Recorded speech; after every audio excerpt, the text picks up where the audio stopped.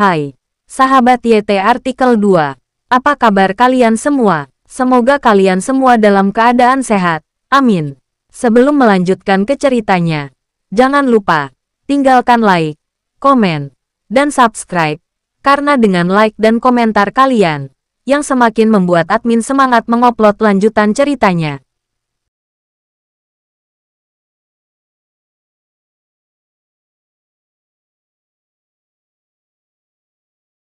Episode 426.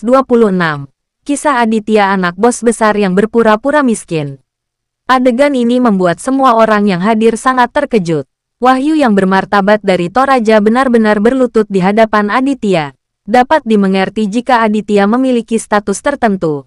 Tetapi orang ini adalah menantu keluarga Jessica. Sungguh pecundang.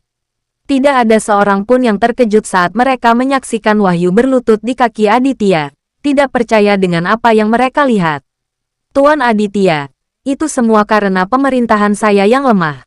Jangan marah. Tuan Wahyu berkata kepada Aditya dengan suara yang sangat pelan. Bagaimanapun, dia adalah orang yang ingin menyelamatkan mukanya. Dan dia masih tidak ingin orang lain mendengarnya.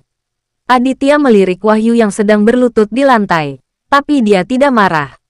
Bagaimanapun, tidak ada gunanya marah pada Tuan Wahyu. Aditya paling tahu karakter seperti apa orang tua ini. Ketua, bangunlah, kata Aditya dengan tenang. Wahyu menyeka keringat dinginnya. Dia mengira Aditya akan memukulnya. Dan dia bahkan bersiap untuk disiksa. Melihat Aditya tidak berniat memukulinya, dia akhirnya menghela nafas lega. Setelah berdiri, Wahyu tidak berani berdiri tegak. Ia menundukkan kepalanya di depan Aditya dan tubuhnya juga melengkung. Tuan Aditya, apakah orang-orang saya Gibran dan yang lainnya menyakiti Anda? Wahyu bertanya kepada Aditya dengan hati-hati. Bagaimana kelompok pecundangmu bisa menyakitiku? Aditya sedikit mengernyit dan bertanya pada Wahyu. Ya, saya meminta terlalu banyak. Wahyu mengangguk dengan penuh semangat. Dia benar-benar takut pada Aditya dari lubuk hatinya. Karena dia tahu betul bahwa di belakang Aditya, ada Rizal, dan sekelompok orang spesial.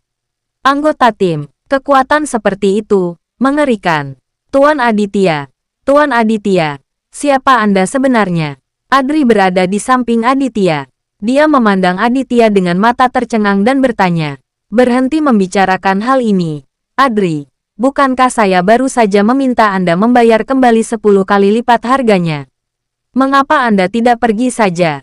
Aditya menunjuk ke arah Gibran dan berkata kepada Adri sambil tersenyum tipis. Adri tertegun sejenak, lalu dia melihat ke arah Gibran yang baru saja bangun tidur, dan tidak bisa menahan untuk tidak mengertakkan giginya. Dua tamparan yang dia terima dari Gibran tidaklah ringan, dan Adri masih merasa marah di dalam hatinya. Dengan Aditya yang mengambil keputusan untuknya, dia tidak perlu takut. Gibran, kamu baru saja memukulku dengan keras. Adri berjalan ke arah Gibran, menarik kerah Gibran dengan satu tangan, mengayunkannya dengan tangan yang lain, dan menamparkan wajah Gibran dengan keras, tidak lebih, tidak kurang. Tepat 20 pukulan. Adri benar-benar mendengarkan kata-kata Aditya. Gibran dipukuli dengan kejam, tetapi dia tidak berani melawan. Karena bahkan Tuan Wahyu pun harus bersikap di depan Aditya. Apalagi dia. Tuan Aditya, saya mengeluarkannya. Terima kasih banyak. Adri tampak bersemangat dan berkata dengan keras kepada Aditya sambil tersenyum. Sama-sama. Bukankah kamu baru saja membantuku? Aditya berkata sambil tersenyum. Tidak. Dengan kekuatan Tuan Aditya, mengapa Anda membutuhkan bantuan saya? Saya sangat malu. Adri berkata dari lubuk hatinya. Dia sekarang sangat mengagumi Aditya. Raden sangat marah saat dia berdiri di samping. Dia bingung, mengapa Tuan Wahyu begitu takut pada Aditya. Itu tidak masuk akal. Namun, Raden tidak berani berkata apa-apa. Ia berencana menyelinap pergi saat tidak ada yang memperhatikannya. Tapi sebelum dia sempat berbalik dan lari, dia dihentikan oleh Aditya. Raden, kemarilah. Aditya bergegas ke Raden dan melambaikan tangannya. Kenapa aku harus mendengarkanmu? Raden berbalik. Hingga saat ini dia masih belum yakin. Tuan Aditya memintamu untuk ke sini.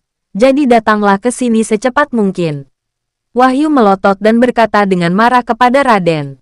Raden kaget. Dia masih sangat takut pada Wahyu. Ketika dia mendekati Aditya dan Wahyu, Adri melirik Aditya dan tidak berani mengucapkan sepatah kata pun. Bukankah kamu mengatakan bahwa aku ditakdirkan untuk mati hari ini? Aditya bertanya sambil menatap Raden dengan dingin. Raden merasa sangat malu. Lagi pula dia baru saja melontarkan kata-kata besar. Tapi sekarang Aditya masih hidup dan sehat. Sebaliknya, itu adalah dia. Dia dimarahi lama sekali oleh Wahyu seolah-olah dia sedang memarahi anak-anak.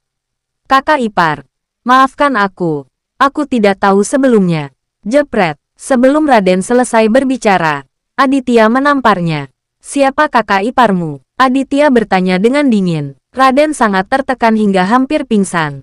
Tamparan Aditya sangat keras. Raden telah dipukuli habis-habisan oleh Aditya sebelumnya.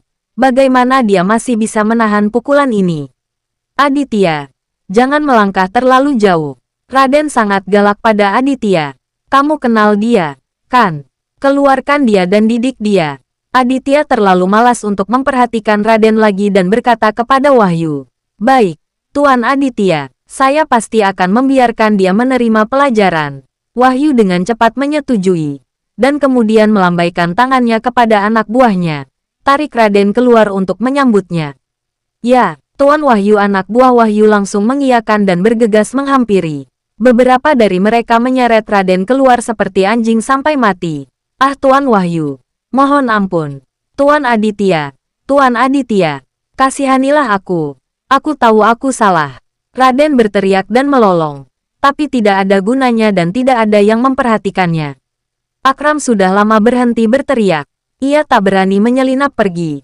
Karena Raden diincar hanya karena ingin menyelinap pergi. Tentu saja Aditya juga ingat betapa sombongnya Akram saat ini. Saat ini, matanya tertuju pada wajah Akram. Hal ini membuat Akram gemetar. Bagaimana dia berani meremehkan Aditya lagi? Mereka semua menganggap Aditya sebagai penguasa neraka. Apa yang akan kamu lakukan? Aditya memandang Akram dan bertanya. Akram jauh lebih licik dari Adri. Laki-laki itu membusungkan dadanya dan berkata kepada Aditya, Tuan Aditya, saya tahu apa yang harus saya lakukan. Lihat saja. Setelah mengatakan itu, Akram mulai menamparkan dirinya sendiri. Dengan kedua tangannya secara bersamaan, cukup keras. Ini, Aditya sangat terkejut. Dia tidak pernah menyangka Akram akan melakukan ini. Tapi anak ini punya idenya sendiri. Dengan cara ini Aditya benar-benar tidak bisa menghadapinya lagi. Sampai Akram menamparkan dirinya sendiri puluhan kali. Akram tidak tahan lagi. Tuan Aditya, apakah menurut Anda ini baik-baik saja? Akram bertanya kepada Aditya dengan cemas dengan ekspresi pahit di wajahnya. Aditya terhibur oleh Akram dan berkata sambil tersenyum. Saya tidak ingin melakukan apapun terhadap Anda. Menurut Anda, apa yang sedang Anda lakukan? Sialan, Akram terus memarahi Aditya di dalam hatinya dan hampir menjadi gila. Kakak ipar Farah, kamu luar biasa. Aku sangat mengagumimu.